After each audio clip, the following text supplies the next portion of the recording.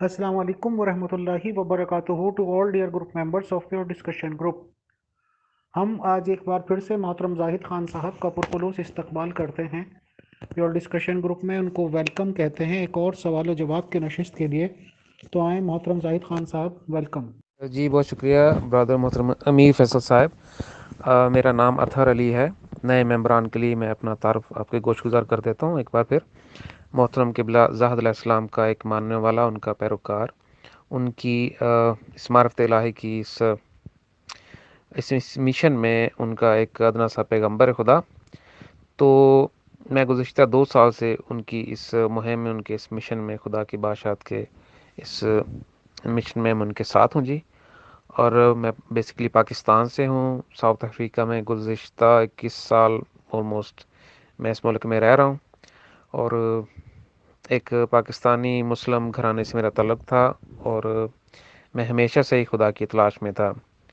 उसके लिए सूफिया के साथ भी बैठा, कई मज़ाहब को गहराई से मैंने जानने की कोशिश भी की। तो ये तारुफ था मेरा, जिसमें मोहतरम जाहिद खान साहब की तालीमात के तवस्सुत से मैंने अल्लाह की ज़ात का दीदार किया। तो अब मैं अगले मैसेज में आपके सवाल का जवाब देता हूँ। तो ब्रदर अमीर फैज साहब, आपने बिल्कुल सही फरमाया। एक कॉमन आदमी की हैसियत से हमारी ज़िम्मेदारियाँ, हमारी लाइफ की जो रिक्वायरमेंट्स होती हैं, उनको देख के हमें वही तनाव, वही खिंचाव, वही हमारी जो ज़िंदगी के मामलात हैं, उनको देख के, उनको सामने साथ में रख के चलना पड़ता है। ये तो हमारी ज़ाहरी सच्चाई है।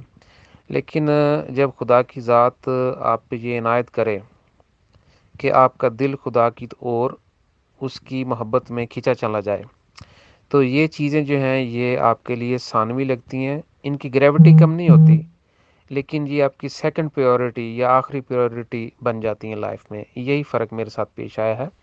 मैं आज भी एक अच्छा बाप हूँ, अपनी फैमिली के लिए मुखलिस, और अपनी कोशिश और अपना वक्त जो है वो पहले से ज़्यादा ज़िम्मेदारी के साथ गुजारता हूँ। कम सोता हूँ, कम खाता हूँ, ज़्यादा वक्त जो है वो ज़्यादा इलाही में गुजारता हूँ।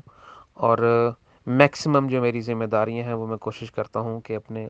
तो मोहतरम किबला ज़ाद अलैहिस्सलाम जो हैं वो आज के दौर के मसीह ज़मा हैं।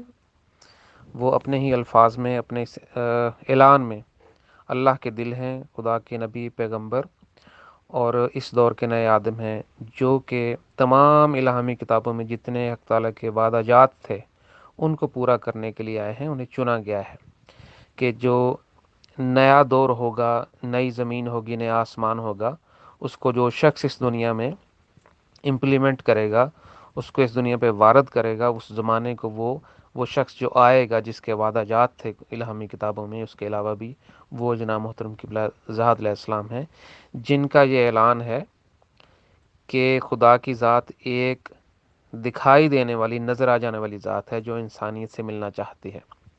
और ये दुनिया अंबिया से भर जाएगी और इस दुनिया का महवर खुदा की ज़ात होगी। नए लोग आएंगे और नया दौर आएगा, और उन लोगों का खुदा की ज़ात के साथ एक ज़िंदा ताल्लुक़ होगा। यानी कि दुनिया यही होगी जो कि पहले से बहुत हसीन है, लेकिन दौर ऐसा आएगा और लोग ऐसे आएंगे जिनके दिल खुदा की मारफत इलाही और राज इलाही से और जज्बात इलाही से मामूर होंगे। और वही लोग होंगे जो इंसानियत का दर्द भी अपने अंदर उतना ही रखते होंगे जितना को वो खुदा की मोहब्बत अपने दिल में लेके इस दुनिया में आए होंगे।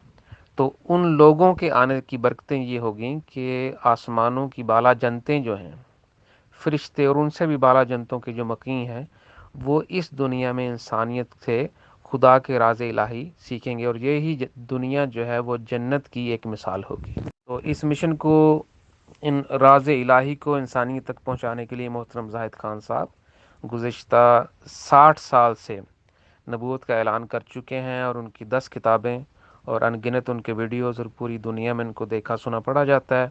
हज़ारों की तादाद में, ख़ास तौर पर यूरोपियन कंट्रीज़ में उनकी तालीमात को पढ़ा जाता है। लोग हर किस्म के ग्रोह से, हर किस्म के मज़ाहिब से उनकी तालीमात से मुतासर होकर उनके मिशन में आ रहे हैं, और 30 अंबिया अभी तक आ चुके हैं, जिनमें एक मैं भी हूँ। इन 30 के अलावा जो हज़ारों लोग हैं ऐसे भी, जिन्होंने खुदा की ज़ात को देखा है, उनके नूर इलाही का दीदार किया है, उनको कशफ्स हुए हैं, उनको روحانی مشاہدات ہیں ان کو جاگتی نگاہوں سے خدا کا دیدار ہوا ہے. تو اس کے علاوہ جو 30 انبیاء ہیں ان کا خدا سے، اللہ کی ذات سے ایک زندہ تعلق ہے. تو جو خدا کے وعدے تھے وہ اس شکل میں پورے ہونے شروع ہو گئے ہیں کہ اس خدا کی بادشاہت کے زمانے کی ایک فاؤنڈیشن تیار ہو چکی ہے، جس کے بانی جناب محترم قبلہ آزاد علیہ السلام ہے. اور میرے علاوہ ہمارے ایک اور ایشیا سے پاکستان سے ایک پیغمبر ہیں، سورج خان صاحب، وہ مجھ سے بھی پہلے کے اس مشن میں ان کے ساتھ ہیں، محترم زاہد خان صاحب کے. اس کے علاوہ چائنا سے، ہانگ کانگ سے اور بھی مختلف ممالک سے ہمارے جو ایشین انبیاء ہیں، کچھ تو اس پروگرام میں پہلے آ چکے ہیں، ان کا انٹرویو چل چکا ہے، کچھ ابھی مستقبل میں ہم ان کو انوائٹ کریں گے. تو باقی جو ہیں یورپین اور دوسرے کنٹریز میں ہیں. تو خدا کی ذات ان انبیاء کو، یعنی کہ ان لوگوں کو جو خدا کی ذات کے ساتھ اور انسانیت کے ساتھ ایک انتہائی محبت بھرا دل رکھتے ہیں، ان کو اپنا عیال سمجھتے ہیں، ان کے لیے وہی نگاہیں رکھتے ہیں جو ان کے اپنے بیوی بچوں اور ماں باپ اور اپنے خاندان کے لیے ہیں، ایسے لوگوں کو خدا کی ذات اس مشن میں محترم قبلہ آزاد اسلام کی تعلیمات کے توسط سے، برکتوں سے اس مشن میں ان لائن کر رہے ہیں، اور یہ لوگ بڑھتے جا رہے ہیں. یہ 30 انبیاء وہ ہیں جنہوں نے اللہ کی ذات کو روبرو دیکھا اور ان سے ٹائم ٹو ٹائم خدا کی ذات سے ملاقات کا شرف حاصل ہوتا ہے. ان سے سوال جواب ہوتے ہیں، روحانی مشاہدات ہوتے ہیں جو کہ منظر عام پہ آ چکے ہیں. اطہر بھائی، بریفلی آپ نے کافی کچھ بتایا، اس کے لیے بہت شکریہ. محترم زاہد خان صاحب، ظاہر سی بات ہے سب لوگوں کو پتہ ہے، وہ کہتے ہیں کہ تمام شریعتیں منسوخ ہو چکی ہیں، تمام نبیوں یا تمام مذہبوں کو پتہ نہیں کیا ورڈ وہ بولتے ہیں کہ صف لپیٹنے وہ آئے ہیں. ٹھیک ہے، نبیوں کے ریگارڈنگ جتنی بھی جانکاری ہمیں ہوتی جا رہی ہے، کبھی کسی ریگارڈنگ کبھی کسی ریگارڈنگ، تو آئی ایم سوری ٹو سے، مطلب وہ اتنی اچھی جانکاری نہیں ہیں، بلکہ بہت سی باتیں سن کر تو دل کی عجیب و غریب کیفیت ہو جاتی ہے، اور یہ لگتا ہے کہ شاید ہم ایک کامن آدمی، سادے سے آدمی شاید زیادہ اچھے ہیں کچھ ایسے واقعات سے جو پچھلے نبیوں کے ریگارڈنگ لکھے ہوئے ہیں. میں یہ اس مائنڈ سے سوچنے کی بات کر رہا ہوں جو ان کے مخالفین سوچتے ہیں اور جس نظریے سے وہ سوچتے ہیں. تو زاہد خان صاحب ہوئے یا آپ ہوئے، تو آپ نے یہ نبی ہی ورڈ کیوں چنا اپنے لیے؟ کیونکہ آپ بھی جانتے ہیں کہ نبیوں کے ان کے مخالفین کی سوچ اگر سے سوچ ہے تو کیا کیا غلط کام کیے ہیں. تو آپ اپنے آپ کو نبی ہی کہلوانا کیوں پسند کرتے ہیں، کچھ اور کیوں نہیں؟ بتائیں. شکریہ. جی بہت شکریہ محترم امیر فیض صاحب. پہلی بات کا میں آپ کو یوں جواب دوں گا، کوشش کروں گا کہ اس کا آسان اظہار آپ کے سامنے گوش گزار کروں، کہ انبیاء جو ہیں ان کی ایک ظاہری زندگی بھی ہوتی ہے اور ان کی ایک روحانی سفر بھی ہوتا ہے. تو جہاں پر انسانیت نے اکثر ٹھوکر کھائی، انہوں نے ان کو ایک روحانیت اور ان کی ظاہری زندگی کو ایک جگہ اکٹھا کر لیا کہ he has to be perfect. He doesn't have to be perfect. ان کو اپنی زندگی میں ان کی ذمہ داریاں، ان کے چیلنجز کو، یعنی کہ اگر ان کے جوتوں میں پاؤں رکھ کے کوئی دیکھے تو اسے احساس ہوگا کہ a prophet has to go through a lot. لیکن اتنا آسان نہیں ہوتا انبیاء کو چننا، اس لیے اس دور میں جس طرح سے چنے گئے. تو اس لیے انبیاء سے مسٹیکس ہوئی ہیں، بہت زیادہ ہوئی ہیں، لیکن ان کے بعد ان کی امتن ان کو ہائی لائٹ کر کے، تو اتنا ہائی لائٹ کر دیا کہ خدا کا درجہ دے دیا، تو وہاں سے دوسری ٹھوکر لگی. اب آپ کے دوسرے سوال کا میں جواب دیتا ہوں. لفظ نبی، چونکہ ہم انڈیا پاکستان سے برصغیر سے بہت زیادہ ہمارے جو ممبران ہیں اس چیٹ گروپ میں وہ اسلام سے آئے ہیں. تو جب ہم کسی مسلمان سے یا کسی ہم زبان سے بات کرتے ہیں تو ان کو خدا کی طرف سے جو آتا ہے، جو خدا کی بات کرتا ہے، اس کے لیے جو لفظ زیادہ آسانی سے سمجھ آتا ہے، ڈائجسٹ ہوتا ہے، وہ ہے نبی. اگر ہم کسی کرسچن سے بات کریں تو ڈیفینیٹلی ہم اسے کہیں گے I'm a prophet of God. تو بیسیکلی کہنا ہم یہ چاہ رہے ہوتے ہیں کہ ہم وہ لوگ ہیں جسے خدا نے یہ عنایت کی ہے، یہ بات کی ہے، یہ پیغام ہے، تو یہ آپ تک پہنچا دیا گیا ہے. تو اس کے لیے لفظ نبی جو ہے ہم صرف ممبران کی آسانی کے لیے استعمال کرتے ہیں، کیونکہ جب خدا بھی مجھ سے بات کرتا ہے یا کسی ممبر سے بات کرتا ہے تو کسی ایسی زبان میں بات نہیں کرتا ہے اس کو سمجھ ہی نہ آئے، تو اس کو اس کی زبان میں بات کر کے بات سمجھائی جاتی ہے تاکہ مضمون اس کے دل تک پہنچ جائے. تو نبی کا لفظ اس لیے ہم گروپس میں استعمال کرتے ہیں تاکہ اس کو سمجھنے کے لیے اس شخص کی آئیڈینٹی، اس کی پرسنالٹی، اس کا کام اور اس کے خدا کی طرف سے آنے کا جو مضمون ہے، اس کا جو تعارف ہے، وہ پوری طرح سے سمجھ میں آ جائے. لفظ نبی، چونکہ ہم انڈیا پاکستان سے برصغیر سے بہت زیادہ ہمارے جو ممبران ہیں اس چیٹ گروپ میں وہ اسلام سے آئے ہیں. تو جب ہم کسی مسلمان سے یا کسی ہم زبان سے بات کرتے ہیں تو ان کو خدا کی طرف سے جو آتا ہے، جو خدا کی بات کرتا ہے، اس کے لیے جو لفظ زیادہ آسانی سے سمجھ آتا ہے، ڈائجسٹ ہوتا ہے، وہ ہے نبی۔ اگر ہم کسی کرسچن سے بات کریں تو ڈیفینیٹلی ہم اسے کہیں گے I'm a prophet of God. تو بیسیکلی کہنا ہم یہ چاہ رہے ہوتے ہیں کہ ہم وہ لوگ ہیں جسے خدا نے یہ عنایت کی ہے، یہ بات کی ہے، یہ پیغام ہے، تو یہ آپ تک پہنچا دیا گیا ہے۔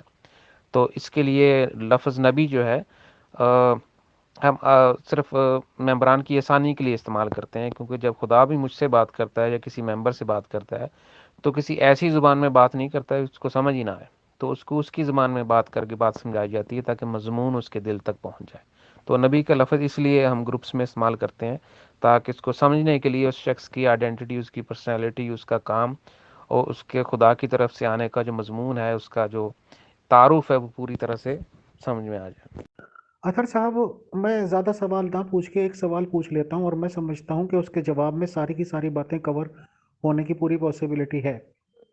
یہاں انڈیا میں، کیونکہ ہندوازم کی مجھے کافی جانکاری ہے، ہندو ریلیجن کی، کہ فار ایگزامپل شاید آپ نے بھی سنا ہوگا کالی ماتا، شیروں والی ماتا، لکشمی ماتا، پتہ نہیں 9 ماتائیں ہیں، خیر وہ بڑی بڑی تو کہانی یہ سننے کو ملتی ہیں کہ یہ 9 بہنیں ہوئی ہیں، اور جو ان کی فیملی کے ریگارڈنگ جانکاری ملتی ہے تو ظاہر سی بات ہے وہ بہت ریچ یعنی کہ امیر لوگ تھے اور ان کی بہت چلتی تھی۔ کل ملا کے میرا سوال یہ ہے کہ ہمیشہ سے ہر ایک دور میں جو لوگ مالدار ہوئے ہیں ان کی پیروی کی ہے لوگوں نے، یا یہ کہہ لیجیے کہ ان کے سامنے بولنے کی، چوں چرا کرنے کی ہمت نہیں ہوئی۔ کافی ٹائم پہلے، یا یہ کہہ لیجیے کہ جب تک ہمارا دیش آزاد نہیں ہوا تھا 1947 میں، تو جاگیردارانہ نظام تھا، ایک آدمی کے پاس ہزاروں ہزاروں بیگہیں زمینیں ہوتی تھی اور ایک آدمی کے پاس ایک بیگہ بھی نہیں۔ اس سسٹم میں کافی بدلاؤ ہوئے اور رہنے سہنے کا طریقہ بدلا۔ کل ملا کے میرا سوال یہ ہے کہ مذہب اسلام کی جانکاری لینے کے بعد یہ صاف دکھتا ہے کہ جب سے حضرت ابراہیم علیہ السلام نبی بنے تھے تو اس کے بعد سے یہ گھوشنا کر دی گئی تھی، یعنی کہ اناؤنسمنٹ، کہ اب تو ان کی اولادیں ہی نبی بنیں گی۔ تو اس ریگارڈنگ آپ کیا سمجھتے ہیں؟ کیا ان لوگوں کے پاس پیسے کی پاور تھی، یا مین پاور تھی، یا ان کا کنبہ بہت بڑا تھا، یا ان کی زیادہ چلتی تھی، کہ پوری دنیا کائنات میں کوئی بھی ایسی فیملی یا ایسا شخص نہیں ملا کہ نبوت اس کو دی جاتی؟ یا اس کی کیا وجوہات مانتے ہیں آپ کہ ایک آدمی کا اعلان نبوت کرنا اور اس کے بعد انہی کی اولادوں کے لیے اس کو ریزرو کر دینا؟ بتائیں، شکریہ۔ جی برادر محترم امیر فیض صاحب، میں بھی اس سوال کو نا جی لمبے مضمون میں نہیں، مختصر ہی آپ کو جواب دے دوں گا، جامع لیکن مختصر، کہ جس طرح سے نبی ابراہیم صاحب کو چنا گیا تھا، اسی طرح سے بہت سارے اور انبیاء کو چنا گیا تھا۔ وہ سینٹس بھی تھے، ان میں گرو بھی تھے، ان میں ایسے لوگ بھی تھے جن کا تاریخ میں اتنا تعارف نہیں ہے، اور کئیوں کا تعارف بہت زیادہ گہرا بھی ہے۔ تو جو مسلمانوں کو زیادہ تعارف آیا ہے، یا انہوں نے جسے کہہ لیں کہ قریش نے جو پورا فائدہ اٹھایا ہے اس خدا کی عنایت کا، کہ اس نبی ابراہیم صاحب کو چنا گیا ان کی آل سے، جو کہ خدا کے وعدے بھی اس میں انوالو ہوتے ہیں، فرشتوں کا بھی ان میں عمل دخل ہوتا ہے۔ تو ایسا ہوا ہے کہ خدا کی ذات نے عربوں میں اور عربوں سے باہر بھی ان گنت لوگوں کو چنا ہے۔ ان کو لفظ نبی سے آپ تشبیہ دے سکتے ہیں، دوسروں کو آپ گرو، یا جس دور میں جو اوتار آئے، لیکن ان کا مقصد یہی تھا کہ انسانیت کو ان کی جو پٹڑی ہے واپس خدا کے راستے پر اس کو دوبارہ رکھ دیا جائے۔ اچھا، میں اس پہ دوسرا میسج کرتا ہوں، اور دوسرا یہ جی کہ انسان کے ساتھ ہمیشہ یہ 3 چیزیں اس کا وبال بھی رہی ہیں، یہ اس کے لیے باعث برکت بھی رہی ہیں، زن، زر اور زمین۔ ان تینوں کا غلط استعمال ہمیشہ سے ہی اس چیز کا باعث رہا ہے، کیونکہ انسان کی خدا سے ایک دوری اور اس کا ایک روحانی اندھا پن ہے، جو وہ اپنی اس چھوٹی سی زندگی کے اصل اور سب سے بڑے مقصد کو بھولنے کی بنا پر ہوا ہے۔ تو یہ سارے میس اس لیے ہمارے ساتھ اس وقت چل رہے ہیں، کیونکہ آج بھی اس دور میں بھی انبیاء کے ساتھ بھی، اس خاندان ابراہیم کے ساتھ بھی گو خدا کے وعدے اور برکتیں سب کچھ تھا، لیکن خدا کا وعدہ ظالموں تک نہیں تھا۔ کسی بھی خاندان میں خدا کا وعدہ اس خاندان کے ظالموں تک نہیں پہنچتا۔ تو یہ 3 چیزیں ہمیشہ سے ہی انسان کے ساتھ وبال رہی ہیں، اور اس کا باعث جو ہوتا ہے وہ خدا کے ساتھ دوری ہوتی ہے۔ جیسے ہی انسان جو ہے وہ خدا کے ساتھ ایک ہو جاتا ہے، اپنی زندگی کے مقصد کو جان لیتا ہے، اور اپنی پریورٹیز خدا کے ساتھ، انسانیت کے ساتھ ٹھیک کر لیتا ہے، تو اس کی یہ مسائل جو ہیں وہ ختم ہو جاتے ہیں، اور قریب یہ مسائل اب ختم ہونے والے ہیں۔ جی، اور آخری میری ایک ذہن میں چیز آئی، یہ چونکہ مالدار ہونا، صاحب اقتدار ہونا، یہ بینیفیشل ہے اگر کسی شخص کے پاس خدا کی محبت ہے، خدا کی عنایت، نور الہی ہے، اس کے پاس تعلیمات ہیں، اور اس کو فرشتے جیسے موسیٰ کو if he was patience enough, if he had patience enough, he could be an next pharaoh۔ تو اقتدار دے دینا، طاقت دے دینا، یہ خدا کی عنایت کسی نبی پہ ہو جانا، اس سے مراد ہوتا ہے کہ اس کو وہ خدا کی اسٹیبلشمنٹ کو بہتر طریقے سے امپلیمنٹ کرے۔ تو یہاں پر بھی بہت سارے ہمارے سینٹس نے، صوفیہ کرام نے، ہمارے انبیاء نے، انڈیا میں، پاکستان، پوری دنیا میں جہاں جہاں چنا گیا، وہ اپنی ذاتی غلطیوں کی وجہ سے ان سے وہ اقتدار ہونے کے باوجود وہ فائدہ نہیں اٹھا سکے، اور خدا کی بادشاہت ویسے نہیں آ سکی۔ اس کے برعکس جو لوگ یہ ڈیزرو نہیں کرتے تھے، انہوں نے پھر اس کا فل ڈس ایڈوانٹیج لیا۔ جیسے میں نے قریش کا ذکر کیا، ان کے یعنی کہ کعبے میں کتنے بت پڑے تھے، وہ سارے ان کا ٹرن اوور تھا۔ تو اس میں نبی محمد صاحب نے پھر ان کو بڑی جرت کی اور وہاں پر خدا کی وحدانیت اسٹیبلش کی۔ تو یہ میں نے ضمنی طور پر ان کا حوالہ دیا ہے۔ تو اس طرح کا ہمیشہ ہی رہا ہے، زن اور زمین، یہ طاقت انسان کو شروع سے پسند ہے، اور یہ خدا کی دوری کی ایک بہت بڑی مثال ہے۔ اطہر بھائی، میں بہت ہی سیدھا سادہ سا بندہ ہوں گاؤں کا، اور سادگی سے ہی بات کرتا ہوں، کیونکہ سادگی ہی زندگی آج تک ہمیں جی ہے ہم نے الحمدللہ۔ فار ایگزامپل، مووی کسی تھیٹر میں لگی، آپ اس کو دیکھ کے آ گئے، ہیرو ہیروئن اسٹوری آپ کو بہت اچھی لگی، اور آپ کو امپریس ہوئے آپ اس اسٹوری سے، اور آپ اس کا ذکر بھی کریں، دیکھو جی میں نے یہ پکچر دیکھی تھی، بہت اچھی ہے، یہ ہے، وہ ہے، یہ ہے۔ اس کے کچھ دن بعد اس مووی سے آنے سے بھی 20-30 سال پہلے کوئی اور مووی آئی ہوئی ہے، بھلے اس میں ایکٹر کیریکٹرز الگ الگ تھے، کچھ بھی تھے، بٹ اسٹوری سیم تھی۔ اب آپ نے وہ دیکھی تو آپ ظاہر سی بات ہے یہ کہیں گے کہ یار یہ اسٹوری تو بہت پرانی ہے، 30-40 سال 50 سال پرانی، اور ہم نے ابھی مووی دیکھی تھی تو ہم یہ سمجھ رہے تھے۔ میرا کہنے کا مقصد یہ ہے کہ جو مسلمانی پیدائشی لوگ ہیں، یا یہ کہ ہم جیسے جو نیو مسلم ہوئے، تو ظاہر سی بات ہے زیادہ سے زیادہ قرآن شریف کی تعلیمات لے لیں گے، کسی سے سیکھ لیں گے کہ اس میں کیا لکھا ہوا ہے، تو یہاں تک تو ٹھیک ہے۔ بٹ سپوز ہم مسیحی لوگوں سے مل جاتے ہیں اور بائبل کے ریگارڈنگ جانکاری لیتے ہیں، تو مور دین 90% باتیں بائبل میں پتہ چلتا ہے جی پہلے سے لکھی ہوئی ہیں۔ نماز بھی ہے جی، روزہ بھی ہے جی، زکوٰۃ بھی ہے جی، یہ بھی ہے جی، وہ بھی ہے جی، تو یہ لگتا ہے کہ بھائی یہ تو ان چیزوں کی نقل ہے۔ تو مطلب ہم کیا مانیں کہ ایک دوسرے کی نقل کرتے چلے آئے سب لوگ، اور اپنے آپ کو نبوت کا دعویٰ کرتے چلے آئے؟ کیونکہ نبوت کا دعویٰ کرنے کا مقصد تو یہ ہے نا کہ آپ لوگ یہ بتاتے ہیں کہ اللہ تعالیٰ نے آپ کو بتا دیا، اللہ تعالیٰ نے آپ پہ کشف میں ظاہر کر دیا۔ اب تیسرا تو کوئی تھا نہیں، اللہ ہے یا آپ ہیں، اور آپ ہمیں بتا رہے ہیں، تو سوال یہ ہے کہ ہم کیسے اور کیوں یقین کریں کہ آپ نبی بن ہی گئے، آپ پہ کشف ہو ہی گئے، آپ پہ وہی ہو ہی گئے؟ یہی پہلے نبیوں نے کیا ہے، لوگوں نے ان کو مانا ہے۔ تو آخر اگر اطہر صاحب آج کہتے ہیں کہ وہ نبی ہو گئے، اللہ تعالیٰ نے انہیں کشف دکھایا تھا، تو ہم کیوں مانیں، کس بیس پہ مانیں اس بات کو؟ ایسی کیا نشانی اگر ہم آپ سے طلب کرنے لگیں تو آپ دکھا پائیں گے؟ بتائیں، شکریہ۔ جی برادر محترم انفیل صاحب، سب سے پہلے جی کہ جو خدا کی طرف سے آئے گا وہ تو خدا کی بات کرے گا۔ دوسری چیز کہ پہلے جو انبیاء آئے ہیں انہوں نے اس چیز کا دعویٰ ضرور کیا کہ یہ جو کلام ان پر نازل ہوا ہے جو خدا کا کلام ہے، جبکہ میں قرآن کا تو آپ کو بتا سکتا ہوں کہ اس میں 5% بھی خدا کا کلام کہا جائے تو وہ بہت زیادہ ہے، آپ 5% ہی پکڑ لیں۔ 10% فرشتوں کا ہوگا، اور باقی کا جو سارے کا سارے نبی محمد صاحب کا اپنا کلام ہے، اور یہ انڈرسٹینڈنگ ان کے اصحاب کو آ چکی تھی۔ یہی صورتحال بائبل کے ساتھ اور پرانے عہد نامے کے جو بنی اسرائیل کے جو نبی تھے جو ان سے پہلے، تو یہ انڈرسٹینڈنگ وہاں پر تھی۔ ریلیٹیو نریشن چینز کے حساب سے علاقے زبانوں میں تعلیمات پہنچا دی جاتی تھی کہ مضمون پہنچ جائے، الفاظ کی خیر ہے۔ یہ تھوڑی سی ہٹ دھرمی، یہ ضد اور یہ انتہا پرستی بعد میں آئی ہے۔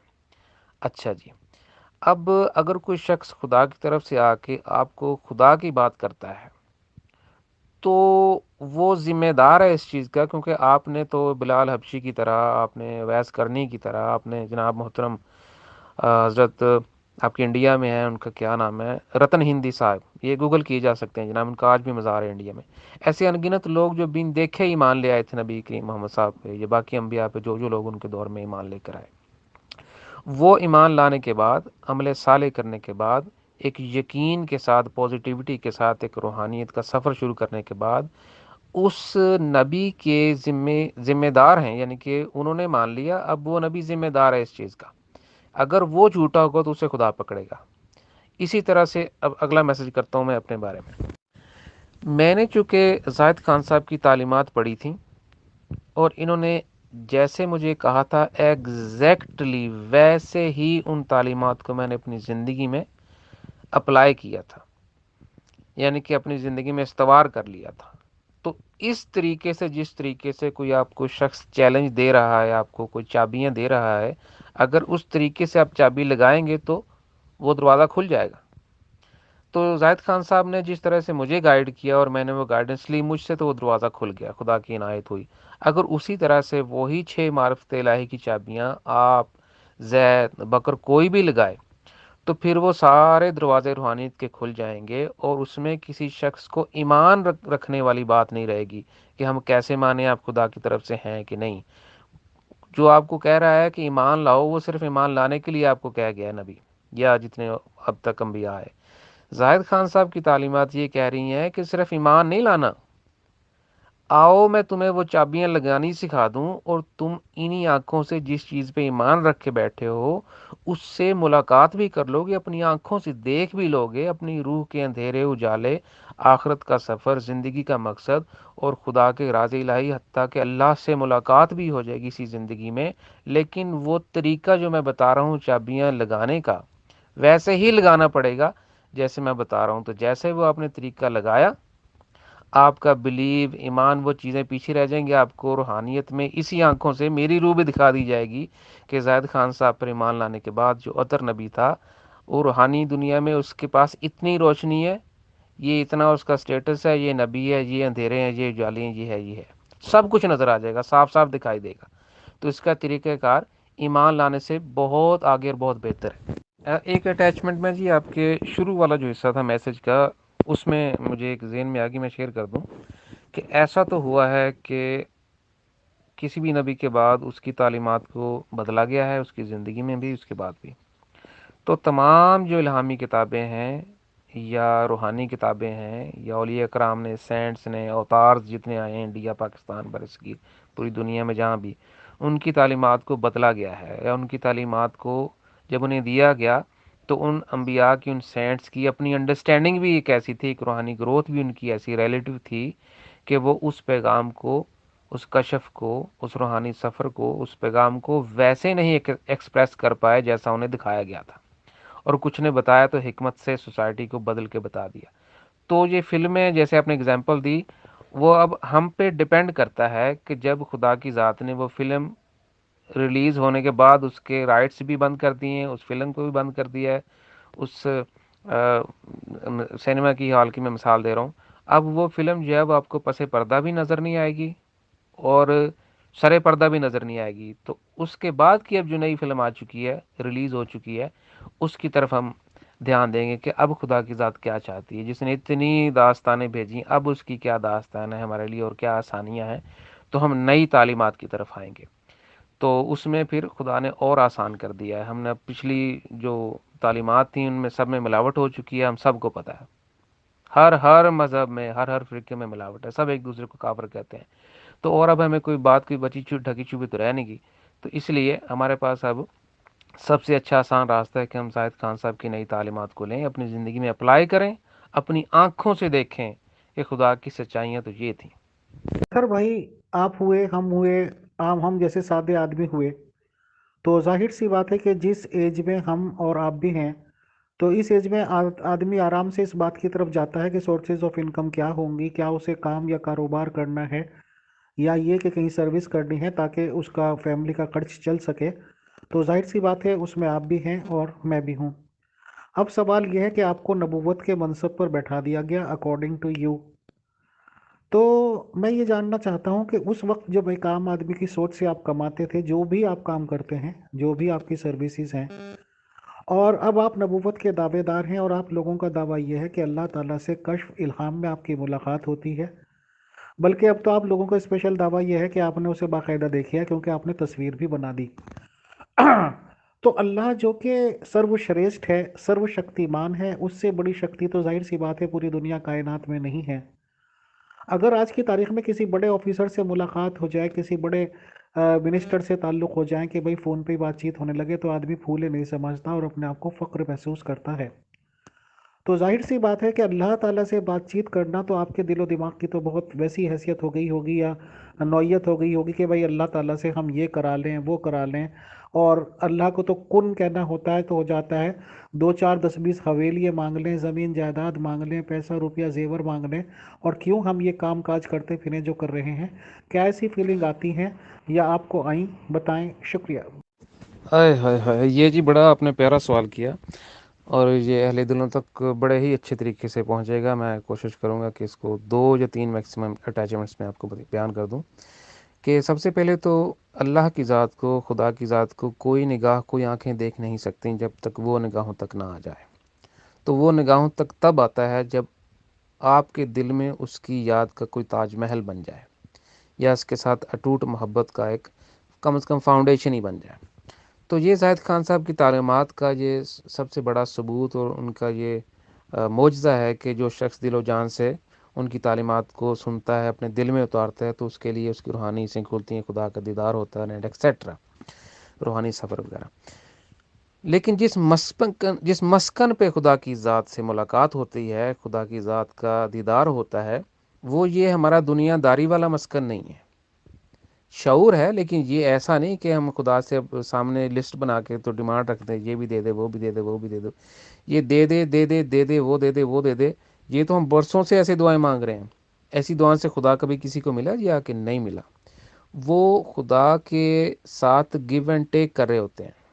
جب وہ گیو اینڈ ٹیک انسان چھوڑ دیتا ہے خدا کے ساتھ، اب خدا نے دنیا میں سب کچھ ہی دے دیا، دماغ دے دیا، کام دے دیے، سوچ دے دیے، دھندے دے دیے، بزنس دے دیے، یہ تو ہم کر ہی رہے ہیں اپنے دماغ سے، کسی کے پاس کم، کسی کے پاس زیادہ۔ تو جب خدا سے ہم نے اس کو پانا ہے تو اس کی محبت میں خالصتاً بغیر کسی شرط کے اسے ملنا ہے۔ اور یہ جو آخری چیز میں آپ سے شیئر کروں گا اسی اٹیچمنٹ میں، کہ جب میری حق تعالیٰ سے پہلی خیر کشف والی ملاقات تھی، وہ اس کا روحانی مشاہدہ ایک اور ہے۔ جو دوسری ملاقات روبرو ہوئی تھی، اس میں حق تعالیٰ کی عنایت کے وہ اپنے نور ٹھنڈے کر کے مجھ سے ملے، ورنہ کوئی بھی مخلوق ان کو ان کے نوروں کے شباب پہ اس سے نہیں مل سکتی، ان سے تو ان کی عنایت ہے۔ تو اس ملاقات میں، یعنی دوسری ملاقات میں، حق تعالیٰ نے جو مجھے بات کہی تھی وہ یہ تھی، میں کوشش کروں گا کہ ہو بہو وہی الفاظ آپ کی گوش گزار کروں، کہ عطر، جب میں کسی شخص کو نئی دنیا دیتا ہوں تو میں اس سے پرانی دنیا لے لیتا ہوں۔ یعنی کہ ہم 2 کشتیوں پہ سوار نہیں رہ سکتے۔ ہم پرانی دنیا سے بھی محبت کریں، پرانا طرز فکر ہو، پرانی ہمارے دل کی تمنائیں، لالچیں، ہمارے حسد، نفرتیں، ہماری وہی ضد بازی، یعنی کہ خدا کی محبت کی اصل قدر و قیمت نہیں، بس گیو اینڈ ٹیک، وہ نہیں ہوگا۔ خدا کے ساتھ ایک نئی دنیا کا آغاز ہوگا، ایک نئی محبت کا، جس میں سوائے محبت کے علاوہ خدا کی محبت اور وہ خوشیاں جو نہ ختم ہونے والی ہیں اس چھوٹی سی زندگی کے بعد، وہ خدا کے ذات ہمیں دے کے جاتی ہے، جن کا پھل اسی زندگی میں چکھا بھی دیا جاتا ہے۔ تو اتنے بڑے ثمر، اتنے بڑے پھل کو چکھ کے انسان کا دل تو نہیں کرتا کہ واپس پرانی دنیا میں وہ پاؤں رکھے یا پھر ادھر اٹکا رہے، لیکن چونکہ ہم اس ظاہری زندگی میں رہتے ہیں، ذمہ داریاں پوری کرنی پڑتی ہیں۔ جو ہو جائیں ویل اینڈ گڈ، جو نہ ہو سکیں ان کو پھر انبیاء یا خدا والے لوگ جو ہیں ان کو چاہیے کہ وہ اس کو آڑے نہ آنے دیں، تاکہ وہ سیدھے خدا کے رستے پہ چلتے رہیں اور اپنی روح کے اندر خدا کی محبت، قدر و قیمت سے نور آتا جائے، تاکہ اس زندگی میں آنے کا ہمارا جو روحانی مقصد تھا وہ بھی پورا ہو جائے اور ظاہری مقصد بھی پورا ہو جائے۔ شکریہ۔ فیصل بھائی، اگر آپ مجھے اجازت دیں تو میں اطہر بھائی سے 1 2 سوال پوچھنا چاہتی ہوں۔ اساں تابے دار ہیں جی آپ کے، ہمارے سے اجازت لینے کی کیا ضرورت ہے ارشی میم، ہم آپ سے اجازت لیتے ہیں ہر کام کی۔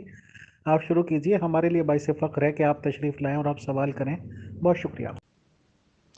Thank you very much Faisal بھائی۔ اصل میں نے ابھی پوری آڈیوز تو نہیں سنی، میں اوپر سے سنتی ہوئی آ رہی تھی، تو کچھ کویسچنز میرے ذہن میں پیدا ہوئے۔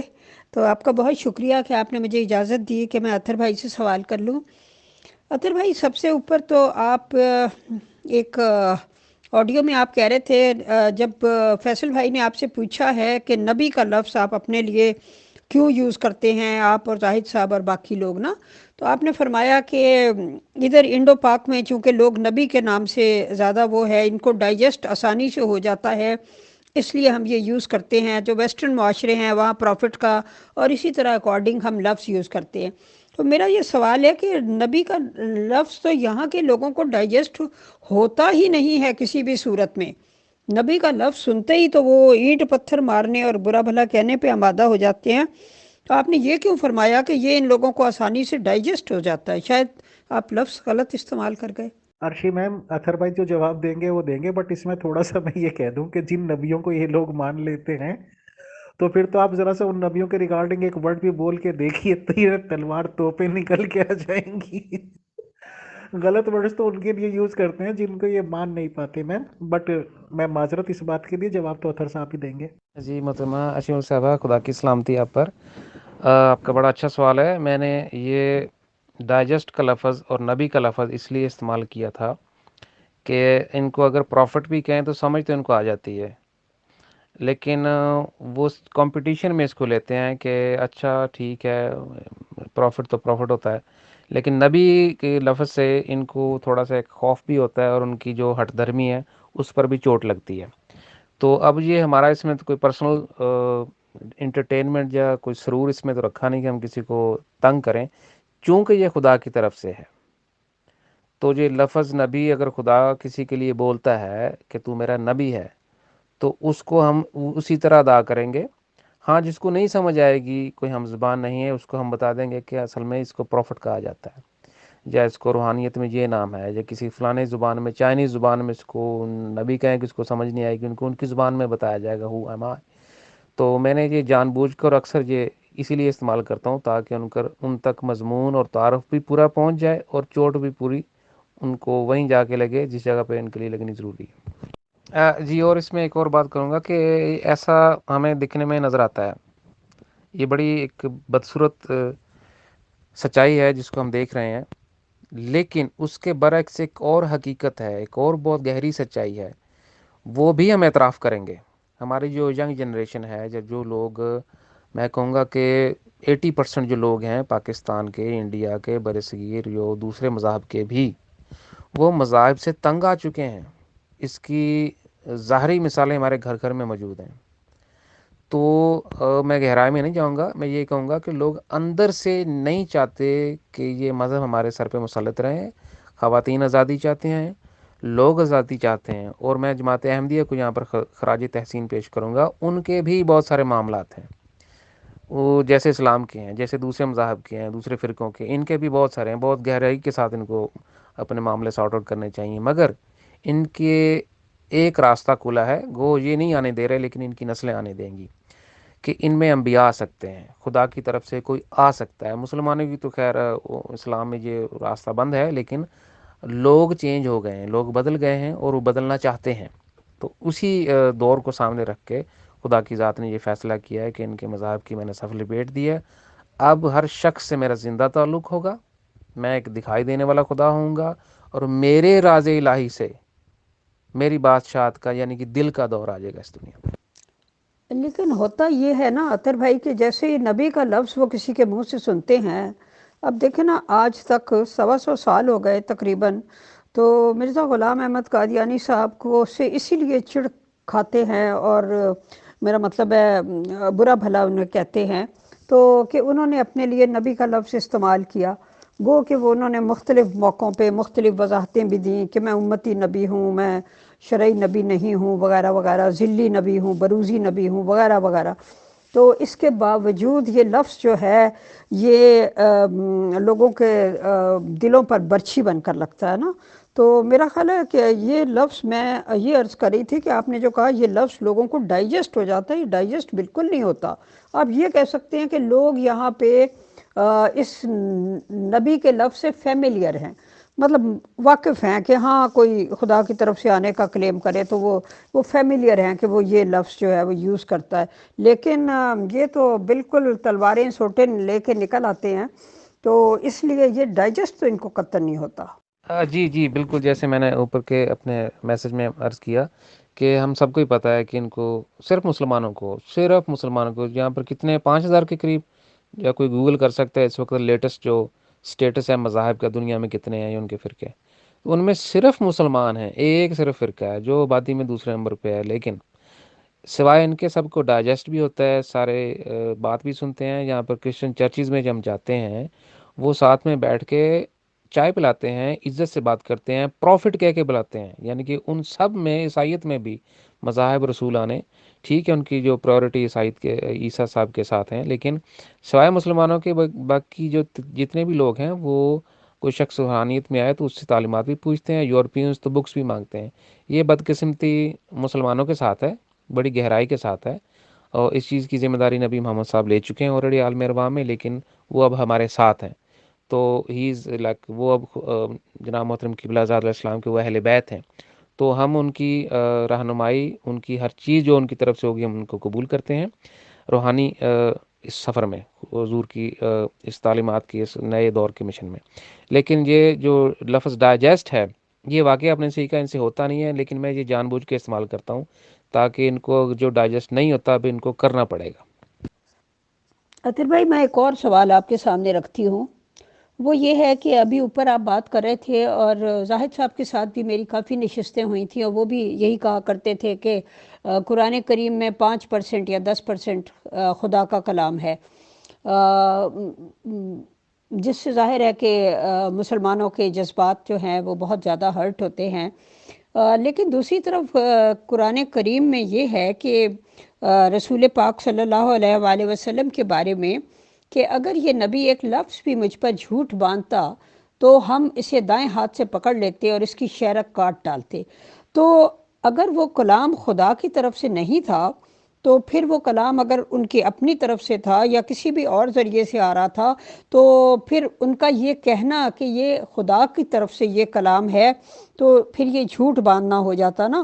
تو پھر میرا مطلب ہے کہ وہ اس آیت کی جو زد میں آ سکتے تھے، لیکن ایسا نہیں ہوا، اور 1500 سال ہو گئے اب تو قرآن کے بسم اللہ کی بے سے لے کر ناس کی سین تک مسلمان اس کو خدا کا کلام ہی مانتے ہیں، اور اسی کو مانتے ہوئے بہت سے لوگ جو تھے انہوں نے روحانی لحاظ سے بہت زیادہ ترقی بھی کی، اور بہت زیادہ انہوں نے میرا مطلب ہے کہ خود بھی ان میں ایسے لوگ ہوئے جن کو کشف اور الہام وغیرہ ہوئے اور انہوں نے خدا تعالیٰ کا قرب حاصل کیا۔ ماشاءاللہ فیصل بھائی آپ نے تو مہمان نوازی کی حد ہی کر دی۔ وہ ویسے تو مصرع ہے کہ حیراں ہوں کہ دو آنکھوں سے کیا کیا دیکھوں، لیکن یہاں کہنا پڑے گا کہ حیراں ہوں کہ ایک منہ سے کیا کیا کھاؤں۔ اصل میں ارشی میم آپ کے آنے سے ایک دم حوصلہ میرا ایسا ہو گیا جیسے کوئی 100 ٹائمز بڑھ جاتا ہے، اور بہت ہی ادھوری سی کمی سی لگ رہی تھی، تو ماشاءاللہ آج آپ کے آنے سے وہ پوری ہوئی محسوس ہو رہی ہے۔ خدا تعالیٰ آپ کو خوش اور آباد رکھے، آپ کو صحت و عافیت، صحت و تندرستی کے ساتھ بہت لمبی زندگی عنایت کرے۔ تو بالکل آپ میرا حوصلہ انشاءاللہ بڑھانے آ گئی ہیں، اور مجھے امید ہے کہ اب ہمیشہ ساتھ ہی دیں گی۔ ویسے آپ نے ہمیشہ ساتھ بھی دیا ہے، بہت شکریہ، بہت جزاک اللہ، اور بہت دعائیں آپ کے لیے۔ دیکھیں محترمہ ارشی صاحبہ، یہ نبی محمد صاحب نے ہی اپنی مصلحت سے لکھا تھا، خدا ایسی باتیں نہیں کرتا، تو یا فرشتوں کے ساتھ ان کا جو اس وقت معاہدہ تھا، ان کو یعنی کہ فری ہینڈ ان کو ایک مشن دیا گیا تھا، کسی بھی قیمت پہ انہوں نے کیا، ان کی کیا بات ہے ان کی۔ اچھا، لیکن ان کی زندگی میں ہی یہ ان کو قیمت ادا کرنی پڑی اپنے قول، اور جو انہوں نے کلام قرآن میں رکھا تھا ان کو زندگی میں نظر آ گیا تھا اب ان کی حالت کیا ہوگی، اینڈ پہ ان کو پھر انہوں نے موقع نہیں دیا، وہ بھی گو اپ کر گئے۔ تو یہ اب ان کے دل کو تکلیف ہوتی ہے، ہرٹ ہوتے ہیں، کچھ بھی ہوتے ہیں، اب اس سے ہم خدا کے دل کو جو ٹھیس پہنچ رہی ہے، جو جہنموں میں ان گنت آدم آئے اور ان کی جو آل اولادیں ہیں، یہ ہمارے 6,000 سال پہلے کے آدم سے لے کے اب تک، وہ ساری رواج جب ایک بھی جنتوں تک کوئی اکا دکا، باقی سب جب جہنموں میں جاتی ہیں، اندھیروں میں جاتی ہیں، برزخ کے جہنم میں دھکے کھاتی ہیں، تو وہ جو خدا انگنت ماں باپ کی محبت والا، جذبے والا خدا ہے، اس کے دل کو جو ٹھیس پہنچتی ہے وہ اب ہم نے دیکھ لی ہے۔ تو ہمیں اب ان کے دل ٹوٹتے، ہمیں اب اتنا تکلیف نہیں ہوتی، ہمیں جب ان کو دوزخوں میں گرنا دیکھنا پڑے گا تو ہمیں زیادہ تکلیف ہوگی. اس لیے ہم ان کی ٹھیس کو ہم ایکسیپٹ کرتے ہیں کہ ٹھیک ہے، برا لگتا ہے لگتا رہے، لیکن سچائی یہی ہے کہ نبی محمد صاحب نے یہ کلام اپنی طرف سے لکھا تھا، اپنی مصلحت سے لکھا تھا. جب ان کو پھر موقع ملا وہ اس کو ریپلیس نہیں کر پائے، انہوں نے کرنے نہیں دیا. اب آپ کے دوسرے سوال کا میں جواب دیتا ہوں. جہاں تک تعلق ہے قرآن کے الف سے لے کے اور ناس تک جو بھی تعلیمات ہیں اور اس کے ذریعے کتنے کتنے بڑے کتب اور کلندر اور کتنے بڑے بزرگ عالم یعنی دین اور اولیاء کرام گزرے، ایسا نہیں ہے. وہ قرآن کی وجہ سے یا اس کی برکتوں کی وجہ سے ان کو یہ مقام ملے، ایسا کچھ نہیں ہے. یہ بہت بڑی ہماری غلط فہمی ہے، یہ پتھر ہمارے دماغ میں آ کے لگا کہیں سے.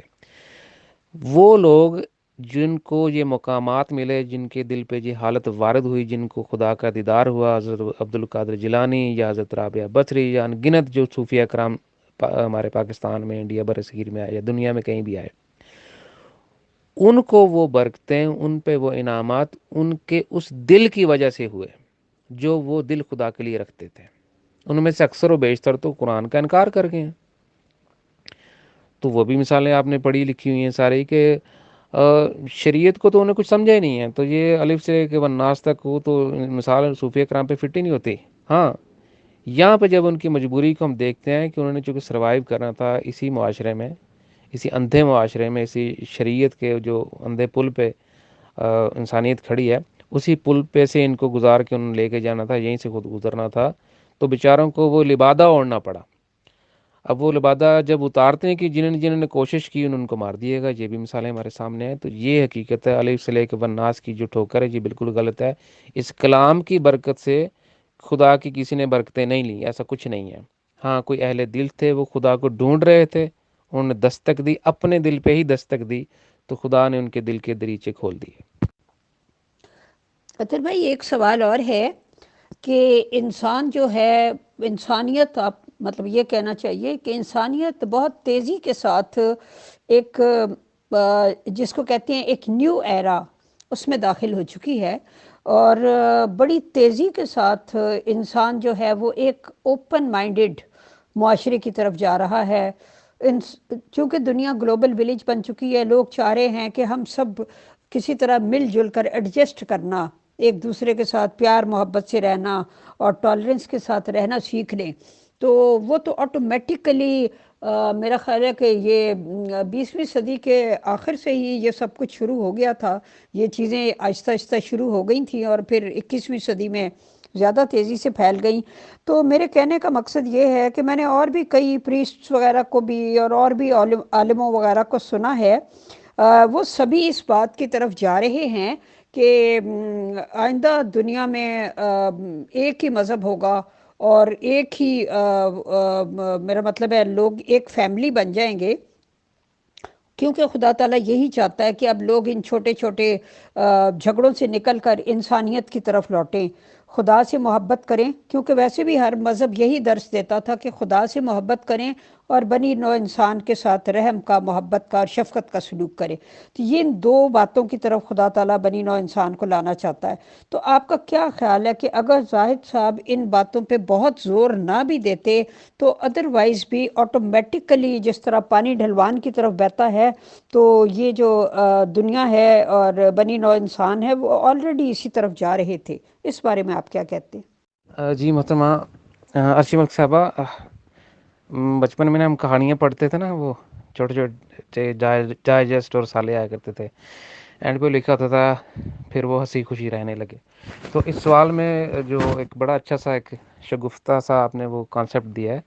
چند لوگ یا چند عالم دین یا کوئی مذہبی رہنما ایسی بات کر بھی دیں تو ہمیں وہ کبوتر کی طرح آنکھیں بند کر کے بیٹھے ہیں، لیکن سچائی اس کے برعکس ہے. عیسائیت جو ہے وہ نبی عیسیٰ صاحب کو خدا کا بیٹا مان کے بیٹھی ہے. مسلمان جو ہیں وہ کہتے ہیں نبی محمد صاحب کے بعد نبی کوئی نہیں آئے گا. وہ کنفش اور بدھا اور یہ سب کہتے ہیں کہ خدا ہے ہی نہیں، وہ ہمارے اندر تحلیل کر گیا ہے ہمیں. یعنی کہ جس خدا نے جس مقصد کے لیے یہ ساری ظاہری اور روحانی تخلیقات کی اور ہمیں یہ جسم، یہ زندگی دی، اس کا اصل میں کیا مقصد، کیا موٹیو ہے؟ کیا یہ ہے کہ دنیا میں آؤ، 70-80 سال موجے مارو، اچھا خوشحال گھرانہ، ایک فیملی، ایک اسٹیبلشمنٹ، اور اپنی مزے کی زندگی گزار کے چلے جاؤ؟ اگر یہ صرف ظاہری کانسیپٹ ہوتا تو پھر تو ان کی بات ٹھیک ہے۔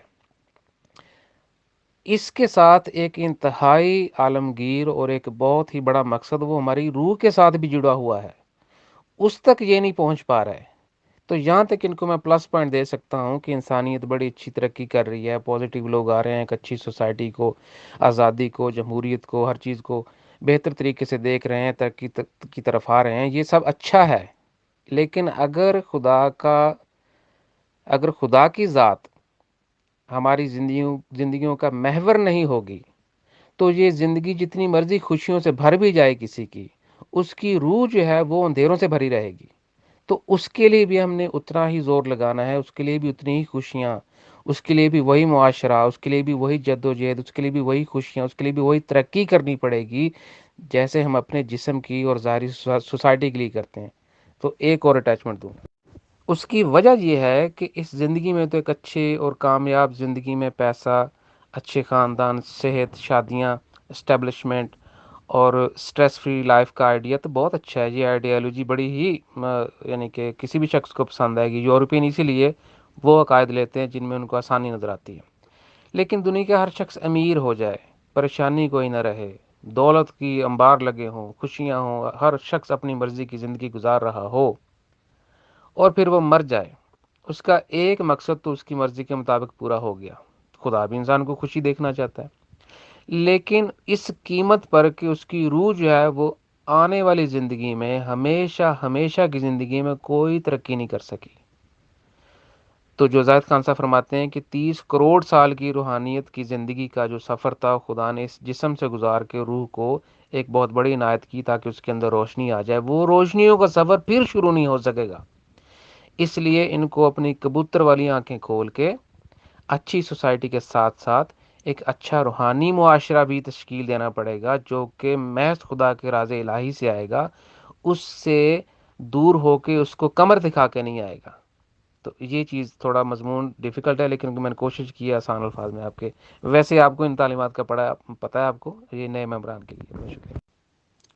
جی اطہر بھائی، آپ کی اس بات سے تو میں 100% ایگری کرتی ہوں کہ آپ یہ درست کہتے ہیں کہ روح کی جو ڈیولپمنٹ ہے وہ اس دنیا میں کرنی ہے، وہ بڑی امپورٹنٹ ہے، اور بیسیکلی سارے مذہب کہتے بھی یہی ہیں۔ لیکن ہوتا یہ ہے کہ جب بہت عرصہ دراز گزر جاتا ہے تو مذہب جو ہیں وہ ریچولز تک محدود ہو کے رہ جاتے ہیں اور اندر سے جو روح ہے وہ چلی جاتی ہے۔ آپ یہ بات بھی درست کہتے ہیں کہ ایک اویئرنیس اگر پیدا کر دی جائے، یعنی کیا اس طرح کام ہو سکتا ہے کہ جس مذہب میں رہتے ہیں لوگ، اسی میں رہتے ہوئے ان کے اندر یہ اویئرنیس پیدا ہو جائے کہ ہم اس کی روح کو سمجھ لیں، اور روح جو ہے وہ مذہب کی یا دین کی، وہ اپنے کریٹر کے ساتھ محبت ہے اور بنی نوع انسان کے ساتھ شفقت کا سلوک ہے۔ کیونکہ اسلام میں بھی ہم دیکھیں تو کہ اللہ تعالیٰ اس میں فرماتا ہے کہ تمام جن و انس کو عبادت کے لیے پیدا کیا گیا۔ کرسچینٹی میں بھی دیکھیں تو اپنے رب سے اپنی پوری طاقت کے ساتھ محبت کر، اور اپنے پڑوسی کے ساتھ بھی محبت کر یا حسن سلوک کر، مجھے ایگزیکٹ الفاظ یاد نہیں ہیں، بہرحال مفہوم یہی ہے۔ تو مقصد یہ ہے کہ اگر لب لباب نکالا جائے، حتیٰ کہ اگر ہندوازم کو دیکھیں تو وہاں بھی بیسک وہی ہے کہ بتوں کے بھی یہ بھی سمبولک ہوتے ہیں، اصل میں وہ بھی کریٹر کے ساتھ ہی تعلق اسٹیبلش کرنے کی کوشش کر رہے ہوتے ہیں۔ میرا کہنے کا مطلب یہ ہے کہ جس طرح سیب دیکھنے میں جدا جدا لگتے ہیں لیکن رس نچوڑ دیں تو ان سب کا مزہ ایک ہی ہوتا ہے۔ دیکھنے میں کوئی گولڈن سیب ہے، کوئی کھٹ میٹھا ہے، کوئی ریڈ کلر کا ہے، کوئی گرین کلر کا ہے، کوئی یلو کلر کا ہے، کوئی چھوٹے سائز کا ہے، کوئی بڑے سائز کا ہے، لیکن سب سیب ہی کہلاتے ہیں، اور ان کا اگر ان کا رس نچوڑ دیں تو ان کا ایک ہی مزہ ہوتا ہے۔ تو مقصد یہ ہے کہ کیا لوگوں کے اوپر اتنا بڑا بوجھ ڈالے بغیر کہ تم اپنے اپنے مذاہب کو چھوڑ دو اور یہ سب کچھ جو ہے اس کو منسوخ مان لو، تو اس کے بغیر یہ کام نہیں ہو سکتا کہ اگر کہا جائے کہ تم اپنے مذہب کی روح کو سمجھو، روح کو سے تم غافل ہو چکے ہو، تو کیا اس طرح یہ کام نہیں ہو سکتا؟ سوری میری آڈیو لمبی۔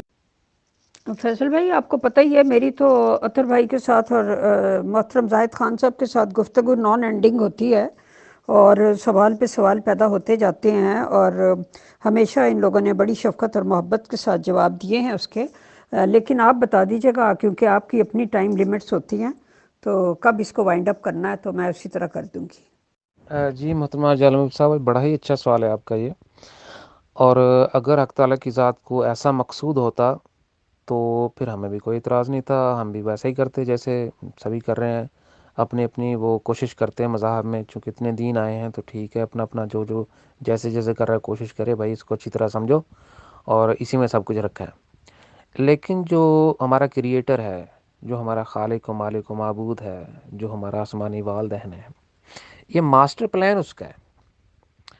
اب جب اس نے کہہ دیا کہ میں نے ان مذاہب سے برکتیں اٹھا لی ہیں، ان مذاہب کی صف لپیٹ دی ہے، تو پھر میں، زید، بکر، فلاں یا فلاں کوئی بھی کون ہو سکتا ہے کہ اس کی اسٹیبلشمنٹ میں کوشش کرے کہ بھئی نہیں ٹھیک ہے خدا نے کہا لیکن ہم ادھر کوشش کر کے دیکھتے ہیں دوبارہ، وہاں اگر کوئی کوشش کرے گا بھی تو ان مذاہب میں اب وہ گریوٹی، رحمت، وہ کچھ بھی نہیں رکھا، پڑا ہی نہیں ہے۔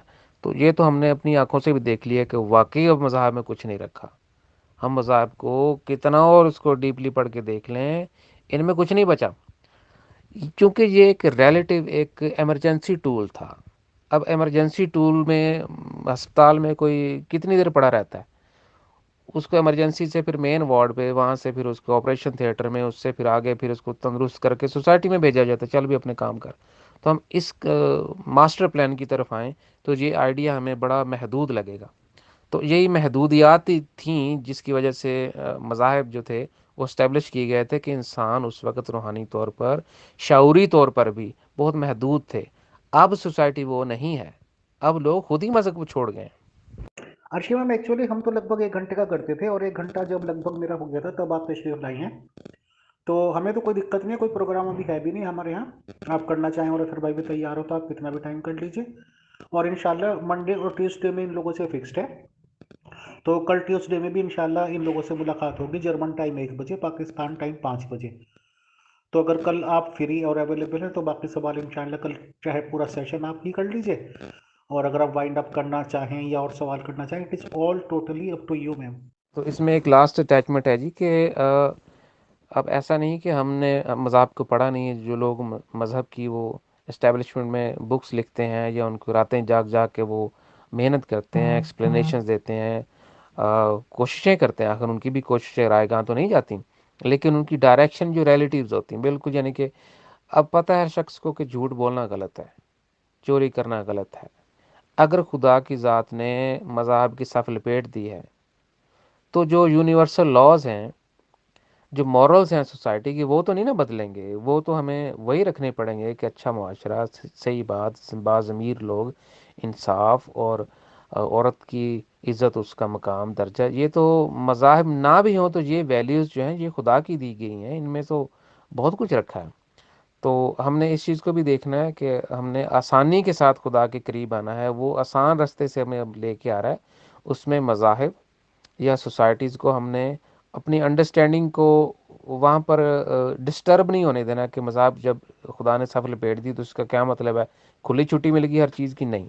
ہماری مورل ویلیوز، جو بہتر مورل ویلیوز ہیں جن کا مذہب نے ذکر کیا ہے، ٹھیک ہے وہ رہیں، لیکن اس کی جگہ جو ریپلیسمنٹ ہوگی باقی وہ ساری کی ساری جمہوریت ہوگی، جمہوریت بھی بہتر سے بہتر ہوتی جائے گی۔ جی بہت شکریہ فیصل بھائی، کافی عرصے کے بعد مجھے اطہر بھائی سے ملاقات کا اور بات چیت کا موقع مل رہا ہے، تو میں بہت انجوائے کرتی ہوں اطہر بھائی کے ساتھ بات چیت کرنا، اور کیونکہ اطہر بھائی کے جوابات بھی بڑے زبردست ہوتے ہیں، اور پھر ان کا جو ایک سافٹ طریقہ ہے نا وہ مجھے بہت زیادہ پسند ہے، تو میرا خیال ہے کوئی 10-15 منٹ اور لے لیتی ہوں، اس کے بعد انشاءاللہ وائنڈ اپ کر دیں گے۔ جی اطہر بھائی بہت شکریہ۔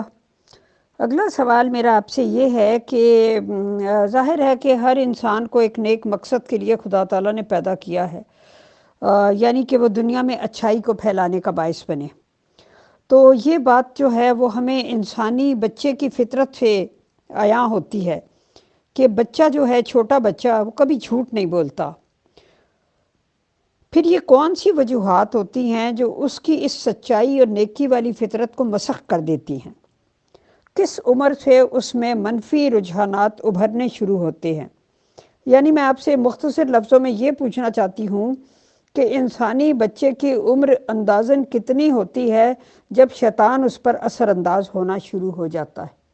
جی محترمہ اجالا مغل صاحبہ، یہاں پر ہم دو شیاطین کی بات کریں گے. ایک وہ جو صدر کے تو خدا کی طرف واپس آ گیا، جسے دنیا ابلیس کے نام سے جانتی ہے یا عزازیل کے نام سے. دوسرا ہے انسان، وہ پیدا ہوتے ہی اپنے بچے کو اس کے گلے میں تعویذات ڈال کے، اس کے کانوں میں ایسے مرغے کی طرح گلا پھاڑ پھاڑ کے اذانیں دے کے، اس کو ٹارچر کر کے، مذہب کا ٹارچر کر کے، اس کو 6 مہینے کے بچے کو ہی ایک ملنگ بنا دیتے ہیں، جس کی ہزاروں مثالیں آپ انٹرنیٹ پہ دیکھ سکتے ہیں کہ بچہ پیدا ہوا ہی اس کی آنکھوں میں وہ کسی گرم سلائی کے ساتھ ڈم لگا دیتے ہیں. ہندوؤں میں بھی کئی گروہ ہیں، سارے نہیں، کئی تو بہت معتبر ہیں، چند ایک آپ کو ایسے مل جائیں گے. اسی طرح چائنا میں، اسی طرح کئی اور گروہ میں. تو دوسرا جو بڑا شیطان ہے، جو ابلیس سے زیادہ خطرناک ہے، وہ انسان خود ہے. وہ چاہے تو اپنے بچے کو بچپن سے پیدا ہونے سے شروع ہوتے ہی اس کا بیڑا غرق کر دے. اور ایسا ہو رہا ہے، جیسے پچھلے دنوں میں آپ نے ویڈیو دیکھا ہوگا کہ 6 مہینے کے بچے کو تشدد کیا جا رہا ہے. تو you can damage ham even from the first day. لیکن اس کا ایک میڈیکلی جواب میں آپ کو، جو ایک روحانی جواب میں آپ کو اگلے میسج میں دیتا ہوں. جہاں تک احادیث میں بھی کہا گیا ہے کہ بچے کو 7 سال کی عمر تک اپنا قرب دو، یعنی کہ محبت دو.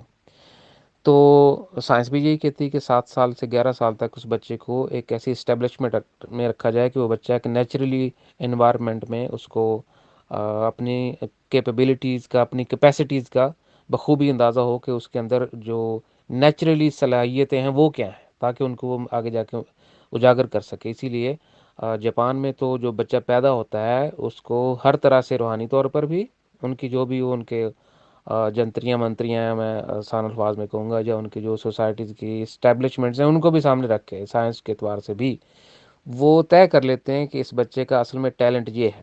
وہ اس طرف بار بار راغب ہوتا ہے، اس کو وہی تعلیم دیتے ہیں آگے. وہ بچپن سے ہی، یعنی کہ 1-2 سال میں کوئی بچہ ہے، 6 مہینے کے بچے کو تیراکی بھی سکھا دیتے ہیں. آپ بلیو کریں گے، اب دیکھا ہوگا آپ نے.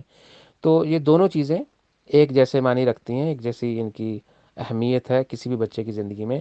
جہاں تک تعلق ہے عالم ارواح سے، اس پر ارواح حملہ کرتی ہیں یا اس کو شیطانی ارواح اس کی زندگی کو تباہ کرتی ہیں، تو وہ صرف انسپائر کر سکتی ہیں.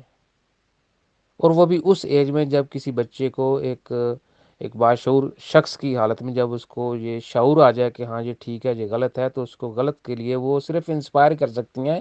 وہ بھی بے بس ہیں، وہ سوائے وسوسہ دیوانے کے اور وہ کچھ نہیں کر سکتی. تو یہاں پر بھی انسانی ٹھوکر کھاتی ہے، یہ غلط ہے. انسان کو اصل میں ڈرائیونگ سیٹ پہ بٹھا کے اسٹیئرنگ اس کے ہاتھ میں دے دیا گیا ہے. وہ اگر وہ بچپن سے ہی اس کو ایک اچھی سوسائٹی کی اسٹیبلشمنٹ دی جائے تو وہ بچہ بچپن سے ہی ایک اچھا انسان اور آگے جا کر بھی بہترین انسان ثابت ہو سکتا ہے. جی محترم، بالکل، بہت شکریہ. لیکن یہ ہے نا، اس میں بہت سے ifs اینڈ بٹس آتے ہیں نا. اگر مگر، اگر ایسا ہو تو پھر ایسا ہو سکتا ہے. آپ ڈیولپڈ کنٹریز کی آپ نے مثال دی، ان معاشروں کی، جیسے آپ نے جاپان کے معاشرے کی مثال دی.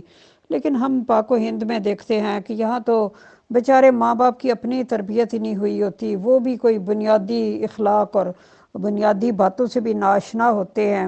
انہوں نے کیا تربیت دینی ہے، کیا انوائرمنٹ فراہم کرنا ہے.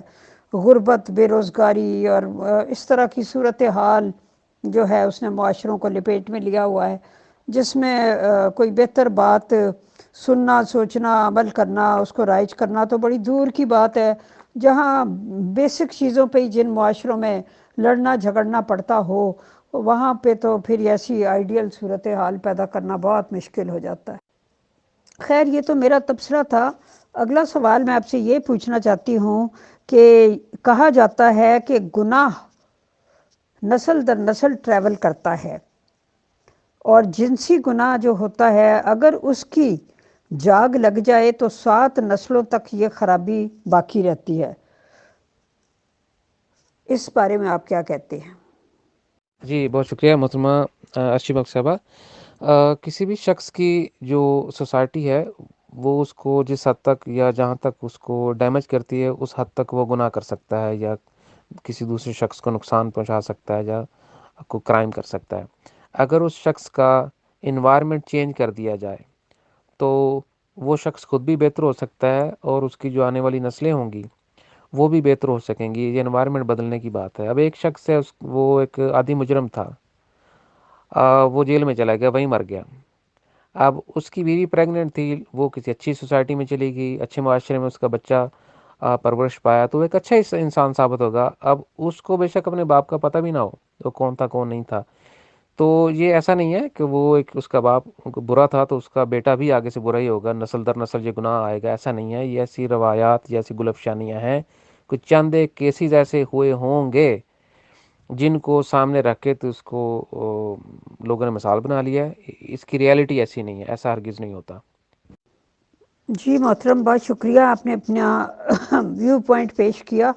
آپ چونکہ ایک پروفٹ ہونے کے دعوے دار ہیں تو اب ظاہر ہے ہم تو عام لوگ ہیں, تو عام لوگوں کو ہوتا ہے کہ جس شخص کا اتنا بڑا دعویٰ ہے اور خدا تعالیٰ نے اس کو یہ مقام دیا ہے تو اس کو ظاہر ہے ہم سے زیادہ علم ہوگا, اور اس کی جو شخصیت ہے اس میں ہم سے زیادہ جو ڈیوائن لائٹ آپ سمجھ لیں کہ روحانی روشنی اس میں زیادہ ہوگی. تو اس لیے آپ سے سوال کرتے ہیں. میں ایک سوال آپ کے سامنے اور رکھتی ہوں.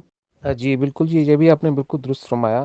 اسی لیے انسانیت کو بار بار رہنمائی دی جا رہی ہے کہ ایسی سوسائٹی ہی نہ رہے بلکہ ایسی سوسائٹی اس کی جگہ لے لے, ایسا نظام اس سوسائٹی کی جگہ لے لے, ایسے جو غلط نظام چل رہے ہیں ان کی جگہ ویسا نظام لے لے جس سے انسانیت کو سہولت ہو, انسانیت کا دل انسانیت کے لیے نرم ہو اور انسان جو ہے وہ خود غرض بیہیویئر سے ایک باخدا بیہیویئر میں آ جاتا ہے کہ اس کو ترس آئے دوسرے پہ.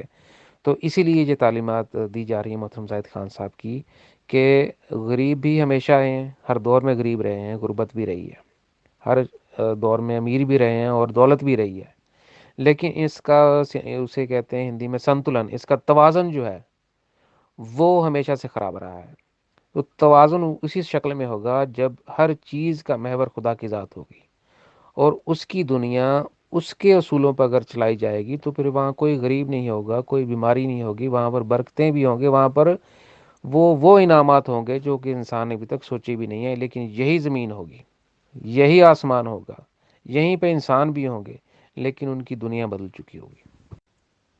محترم, جب سے ہم یہ گروپوں کی دنیا میں آئے ہیں یہاں مختلف لوگوں کی باتیں سننے کا موقع ملتا ہے, چاہے خود انسان کم بھی پارٹیسپیٹ کرے, لیکن جب سنتا ہے تو اس میں دیکھا یہ جاتا ہے کہ ہر شخص جو ہے وہ خود کو عقل کل سمجھتا ہے. تو عقل کی تعریف کیا ہے, ڈیفینیشن کیا ہے, کیا معیار یا پیمانہ ہے جس سے یہ ماپا جائے کہ فلاں شخص کی عقل سمجھ جو ہے وہ دیگر لوگوں کی عقل سے زیادہ ہے, کیونکہ ہر شخص کو اپنی عقل جو ہے وہ آخری حد تک بڑی اور میرا مطلب ہے عظیم دکھائی دیتی. جی میں نے آپ کا اوپر آڈیو سنا, سوال بہت اچھا سوال تھا. عقل سے آپ یوں مثال لے لیں, جہاں تک میری آبزرویشن ہے, آپ جس چیز کے جس بات کے قائل ہوں اور جہاں تک آپ کو انڈرسٹینڈنگ ہو کسی بھی بات کی, کسی بھی معاملے کی, لیکن ہماری عقل بھی ایک حد تک محدود ہے. جب ہمیں نئی بات سمجھائی جاتی ہے تو ہمیں اور عقل محسوس ہوتی ہے, ہم اور عقل مند محسوس کرتے ہیں. تو یہ دماغ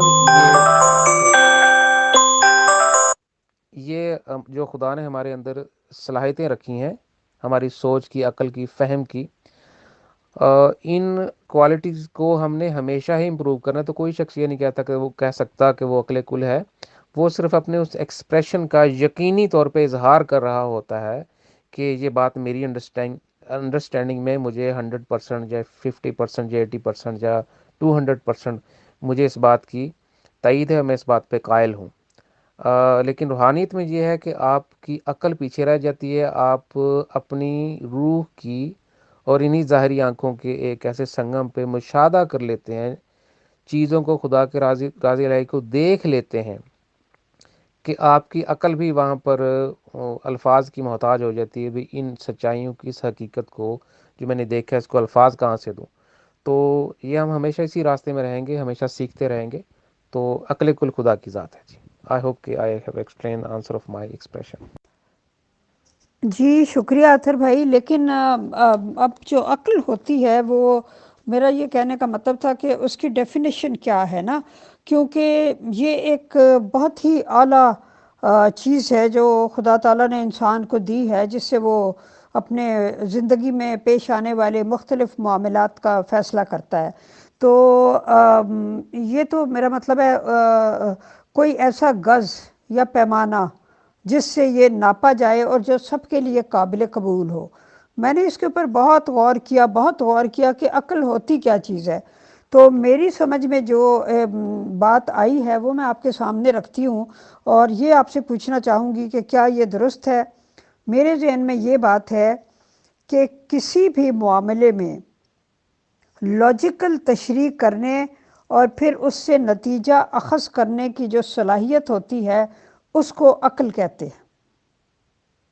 میں پھر ریپیٹ کر دیتی ہوں کہ یہ میرا مطلب، ہم ایک معیار اگر طے کریں، ایک گز بنائیں جس سے ہم چیزوں کو ناپیں گے، مختلف لوگوں کا جو بیہیویئر ہے، ان کی باتیں ہیں، ہم اس کو ناپیں گے.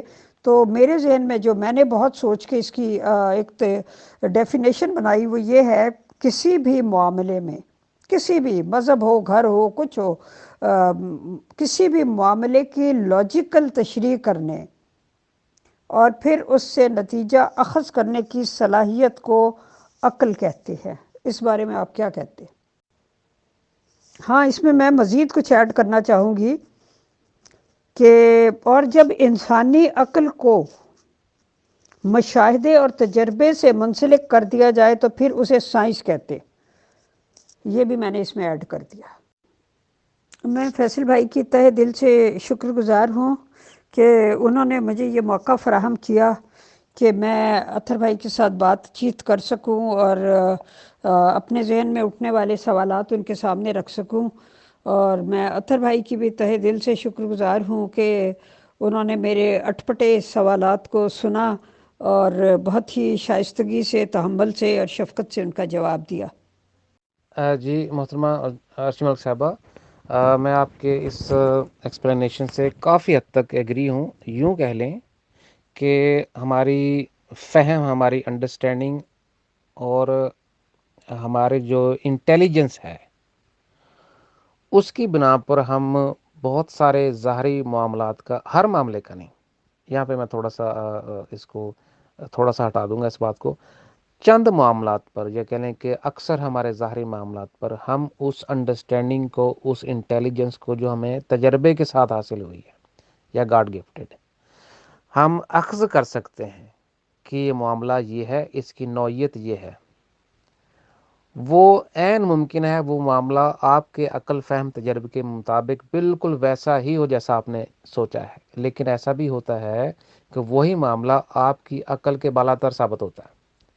آپ ٹھیک ہوتے ہیں لیکن آپ کی عقل سے وہ بالاتر ہوتا ہے. تو یہ انٹیلیجنس کے چند ایک جگہ پہ یہ پیمانے ایکوریٹ ہوتے ہیں، لیکن جب انسان اور ترقی کر دیتا ہے اور مشاہدات سے گزرتا ہے اور زیادہ تجربات سے گزرتا ہے تو اس کا یہ جو تجربہ ہے سوچنے کا، سمجھنے کا، وہ انسان کو مزید صاحب فہم بنا دیتا ہے. اس کو یوں میری طرف سے آپ تعریف اس کو قبول کریں. جی محترمہ ارشی ملک صاحبہ، میں آپ کے اس ایکسپلینیشن سے کافی حد تک ایگری ہوں. یوں کہہ لیں کہ ہماری فہم، ہماری انڈرسٹینڈنگ اور ہمارے جو انٹیلیجنس ہے اس کی بنا پر ہم بہت سارے ظاہری معاملات کا، ہر معاملے کا نہیں، یہاں پہ میں تھوڑا سا اس کو تھوڑا سا ہٹا دوں گا اس بات کو، چند معاملات پر، یا کہہ لیں کہ اکثر ہمارے ظاہری معاملات پر ہم اس انڈرسٹینڈنگ کو، اس انٹیلیجنس کو جو ہمیں تجربے کے ساتھ حاصل ہوئی ہے یا گاڈ گفٹڈ، ہم اخذ کر سکتے ہیں کہ یہ معاملہ یہ ہے، اس کی نوعیت یہ ہے. وہ عین ممکن ہے وہ معاملہ آپ کے عقل فہم تجربے کے مطابق بالکل ویسا ہی ہو جیسا آپ نے سوچا ہے، لیکن ایسا بھی ہوتا ہے کہ وہی معاملہ آپ کی عقل کے بالاتر ثابت ہوتا ہے. آپ ٹھیک ہوتے ہیں لیکن آپ کی عقل سے وہ بالا تر ہوتا ہے. تو یہ انٹیلیجنس کے چند ایک جگہ پہ یہ پیمانے ایکوریٹ ہوتے ہیں، لیکن جب انسان اور ترقی کر دیتا ہے اور مشاہدات سے گزرتا ہے اور زیادہ تجربات سے گزرتا ہے تو اس کا یہ جو تجربہ ہے سوچنے کا، سمجھنے کا، وہ انسان کو مزید صاحب فہم بنا دیتا ہے. اس کو یوں میری طرف سے آپ تعریف اس کو قبول کریں.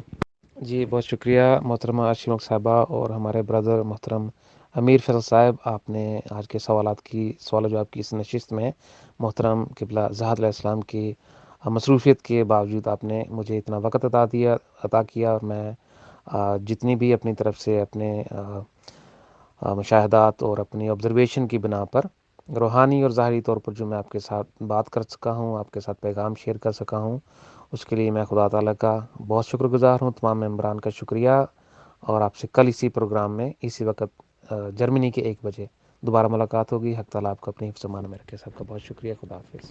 بہت بہت شکریہ، بہت جزاک اللہ اطہر بھائی اور عرشی میم کہ آپ تشریف لائے.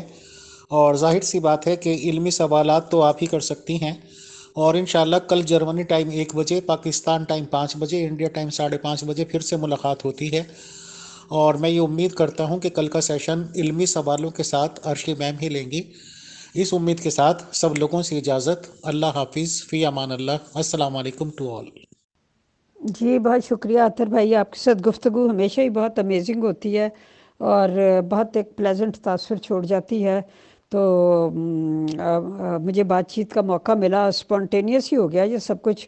اچانک ہی میں نے پیور ڈسکشن گروپ کھولا تو میں نے دیکھا کہ آپ کی اور فیصل بھائی کی بات چیت ہو رہی تھی، تو فیصل بھائی سے اجازت لے کے میں نے بھی اس میں شمولیت اختیار کر لی. تو بہرحال آپ دونوں کا بہت شکریہ. محترم اطہر بھائی and all dear group members of pure discussion group, السلام علیکم ورحمۃ اللہ وبرکاتہ.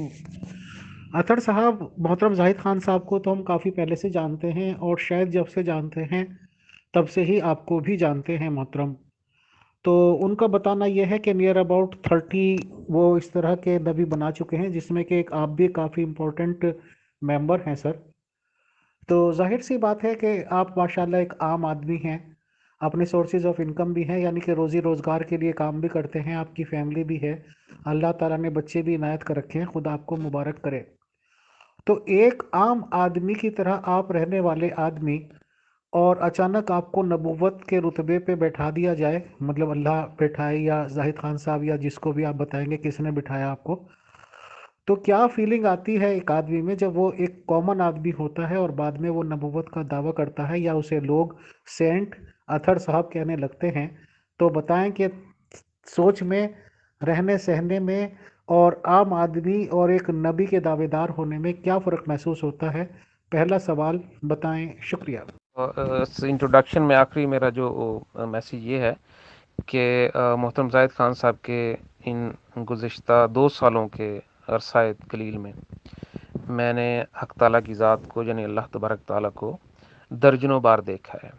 ان کی جنتوں کو، ان کے فرشتوں کو، ان کی اعلیٰ و عرفہ مخلوقات کو، انبیاء کو، حتیٰ کہ اپنی روح کو میں نے دیکھا ہے، خدا کے ان گنت نوروں کو دیکھا ہے. تو یہ ان کی عنایت ہے کہ وہ کسی بھی روح پہ اتنا کرم، اتنا اعزاز بخشتے ہیں کہ اس کو اسی زندگی میں اس کا مسکن، اس کا مستقبل اور اپنی محبت سے روشناس فرما دیتے ہیں. تو I am one of those. تو میری اور میرے ساتھی جو انبیاء ہیں اور ہمارے جو ہزاروں ممبران ہیں ایشیا میں، یورپ، پوری دنیا میں، ان سب کی لائلٹی اسی محبت کی بنا پہ ہے کہ محترم زاہد خان صاحب جو ہیں وہ اللہ کی طرف سے وہ شخص ہیں جن کو تمام کائناتوں میں فضیلت دی گئی ہے، کیونکہ انہوں نے خدا کی بادشاہت کا سب سے بڑا مشن لیا ہے خدا سے، اور ہماری وفاداری، ہمارا ساتھ، ہماری زندگی کی آخری سانس تک ان کے ساتھ ہے. تو میرے ساتھ بھی یہی ہوا جی. میں بڑے اچھے ریزورٹ میں رہتا تھا، اچھا میرا بزنس، فیملی سیٹ اپ، بڑے سالوں کی جو بھی اسٹیبلشمنٹ، لیکن اس کے بعد جب حق تعالیٰ سے ملاقات ہوئی تو جیسے میں نے عرض کیا میری پریورٹی بدل گئی تھی، لیکن میری ضروریات نہیں بدلی. میری ضروریات اب بھی ایک بیسک انسان جیسی ہیں، گھر کی، فیملی کی، مستقبل کی جو بھی ذمہ داریاں ہیں، لیکن ان کو سامنے رکھ کے اب خدا کے ارمان نہیں جھٹلائے جا سکتے. اب خدا کو آنکھوں سے دیکھ لیا، ان کے جذبات دیکھ لیے، ان کا یعنی کہ ان کے دل کا مشاہدہ کر لیا کہ خدا کے دل میں کس چیز سے ٹھیس پہنچتی ہے، کس چیز کے خدا کے دل کو خوشی ملتی ہے، اتنے قریب خدا کو دیکھ کے تو اس سے کچھ مانگتے ہوئے بھی اب شرم آتی ہے کہ جس نے سب کچھ دے دیا، اپنے پاس کچھ نہیں رکھا۔ اور یہ میں چونکہ حضور کی تعلیمات سن کے نہیں، یہ میرا پرسنل مشاہدہ بھی ہے کہ خدا کی ذات نے واقعتاً کچھ نہیں رکھا اپنے پاس، سب کچھ انسانیت کو، اپنی مخلوقات کو، ظاہری روحانی سب کو دے دیا، جو ماں باپ جیسے کرتے ہیں۔ تو اب کس منہ سے انسان خدا سے پھر وہی کچھ مانگے بھکاریوں کی طرح؟ ہاں، ہم مناجات کرتے ہیں رات کو خدا کے حضور، اپنے دکھ، اپنی تکلیفیں، اپنے ارمان، اپنا سب کچھ اس کے حضور پیش کرتے ہیں۔ اور یہی کسی بھی نماز یا بھکتی یا کسی دعا کا مقصد و مفہوم ہوتا ہے، وہ ہم کرتے ہیں، لیکن وہ ہماری شرط نہیں ہوتی کہ اگر تو یہ کرے تو ہم تجھے مانیں گے۔ مانگتے ہم بھی خدا سے ہیں، اب بھی ساری انسانی خدا سے مانگتی ہے۔